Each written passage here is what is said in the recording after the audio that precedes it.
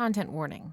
This episode contains themes of abandonment, a description of sensory overload, depression, anxiety, insecurity, mentions of mild horror-adjacent violence, and displacement from one's home.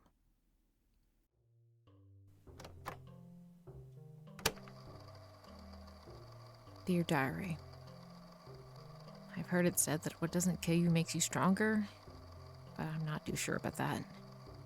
A lot has happened since the last time we recorded a journal entry, and yet I feel weaker than I ever have before. I have not been coping well with these changes. For one, soon I will no longer live in the countryside. I never thought I'd be saying those words, but here I am doing just that. And it is very difficult.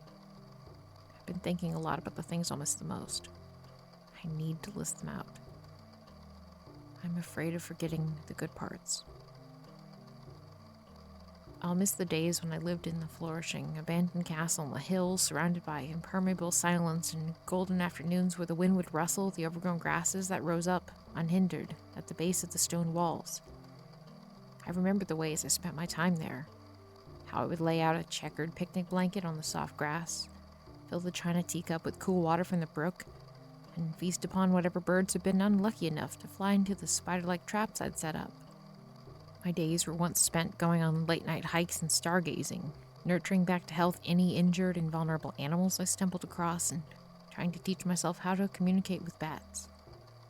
My best friend Parker and I used to sit on the crumbling roof of the castle, just as twilight was approaching, and we'd watch as the gold sky turned to lavender indigo and tiny droplets of stars made themselves known on the horizon. Parker and I used to spend all our summer evenings together, trying to catch lightning bugs in jars, just so we could watch them, mesmerized by the light they'd give off. The two of us would sit together inside the castle in the winter, drawing portraits of each other on old scraps of canvas with pieces of charcoal we'd found in the garbage. And when it became too cold, we'd huddle by the fireplace together and whisper stories about the places we wanted to go someday. I have not seen Parker in 8 months. They went to the city to try and find a job so that both of us could see more of the world together. They were supposed to come back for me. They have not. I hope they are okay. I waited for Parker every day for a long time. I sent letters to the address they'd provided for the hotel they were supposed to be staying at, but all of the letters were returned in the mail to me. The postman always looked so horrified as he stumbled up the hill, glancing over his shoulder every few seconds and trembling lightly as he threw those returned letters in the vague direction of my mailbox before scurrying down the hill. He did not know there was much more to be afraid of in the wide open world than there ever was to be afraid of on my hill. I never received word that Parker was dead, but if they ever sent any communications, I never received them. In their absence, I have been halfway toying with the idea of heading to the city to try and solve the mystery of what happened to them, but I was never able to work up the courage to actually do it. I miss them so terribly, yet I have been perpetually frustrated by my inability to do anything about it. After a long while, I was able to repress my sorrow, and things continued on with relative quietness in the moments muddled between confusion and loss. Until the events which put my current move into motion. This was the untimely arrival of someone I shall dub Mikey.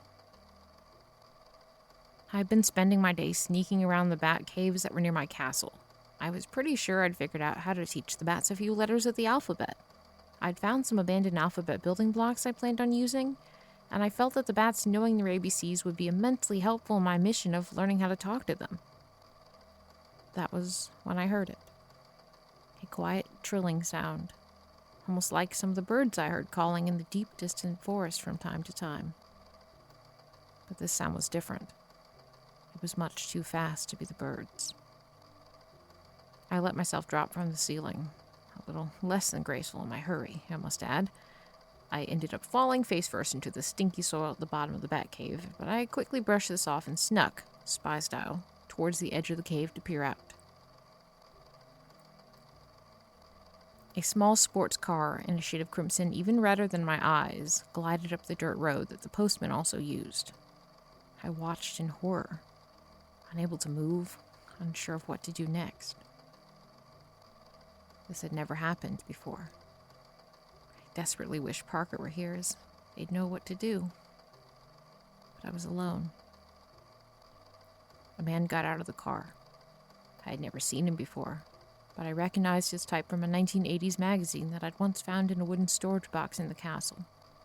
This particular specimen was a rich hotshot with an overly waxed mustache, mirrored shades, and with what my best judgment concluded was a yacht-themed sweater tied around his neck.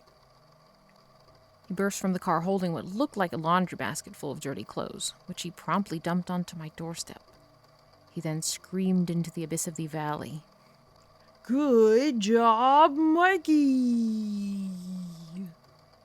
I am assuming that this terrible creature's name was the Mikey he specified, hence it became the moniker I assigned to him. While I am indeed rumored to eat people, I have fallen out of the habit of that after my acid reflux worsened, and a pamphlet I discovered after it had blown into the grass on my hill explained that one of the best ways to control acid reflux was to avoid eating spicy foods. Oh, like people, I had said out loud, to no one in particular at the time. But I would have downed an entire bottle of antacids to consume this man and hence remove him from mine and Parker's home. I snuck around behind some trees, running on my tiptoes to try and get closer. I crouched behind his car as he jumped around to my doorstep, kicking the laundry around for reasons I still don't understand. And as he continued his funky, strange little dance, it seemed as if he were trying to pat himself on the back. He was failing at doing so, I must note, but he kept trying his hardest either way. It was rather pathetic to watch. I was just stretching my winged limbs towards him to snatch him up, and I noticed that smell. I was left reeling. The abhorrent cologne that wafted from his skin made me feel as though every nerve in my body were exposed and on fire. The lights glared with a tormenting brightness, and the sound of every twig cracking under his irreverent stomping feet was immeasurably loud. I had no choice but to recoil and fly off into the trees to hide until I had a chance to calm down and quell the sensory overwhelm that overtook me. My anxiety during this time was only worsened by both my uncertainty of what Mikey was doing when I could not keep an eye on him, and by my guilt and shame at not being able to handle dealing with such a problem as this. Parker would have been able to handle it, and this situation only stood as a reminder that no matter how hard I tried, I was never able to be as strong or as brave as I needed to be. I was supposed to be an intimidating symbol of the forest, and yet I must have been made wrong to be as weak and as terrified as I was. By the time I felt well enough to be able to return to my castle, it was too late. Too late. Too late. Mikey was gleefully hammering a bright green for sale sign into the mottled, verdant ground next to my home. I staggered behind a tree, clutching my wings around my body and whimpering. It felt like I was falling, but I wasn't. Panic and sadness gripped me, and I was unable to do anything but freeze up behind that tree and cry. Mikey drove off, kicking up a cloud of dust and sending more of that terrible odor my way. My legs gave out, and I collapsed to the ground, trembling and too tired to cry more. The sense of loss, of the one thing left that was mine, was overwhelming. I know I should have done more to stop him, but I did not know what I could have done. Whole courses of action felt too fruitless to bother with. I am not sure whether it was the situation itself that broke me, or whether it was the proverbial straw that broke the camel's back. I felt apathetic to the idea of trying anything that might fail, only to be reminded of my weakness. So very defeated in the face of such a challenge which was apparently insurmountable to me. I did not know what to do next. I felt so alone, and the future felt more terrifying and uncertain than it ever had before. I made my mind up right then and there. mostly because doing nothing suddenly hurt too much, and I was finally forced to do something. There was no longer any reason for me to continue to stay here, waiting for Parker to return, hoping that this enemy I found myself feeling too helpless to defeat would not go through with his sordid plans. With nothing keeping me here anymore, and the knowledge that Parker's last known excursion had been to the city, I have decided to move there. I leave tomorrow. I'm going to find out what happened to Parker.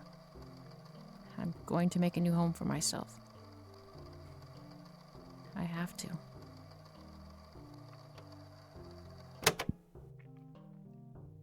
Diary of Mothman is a podcast adapted from the immersive novel of the same name and was written and directed by Ashlee Craft and produced by Ashlee Craft and Exquisite Lore. Mothman was voiced by Ashlee Craft. The music was also by Ashlee Craft. You can support this podcast by telling your friends about it, giving us a good rating on the podcast site of your choice, or supporting us on Patreon for as little as $1 a month. You can find the links in our description. Thank you for listening.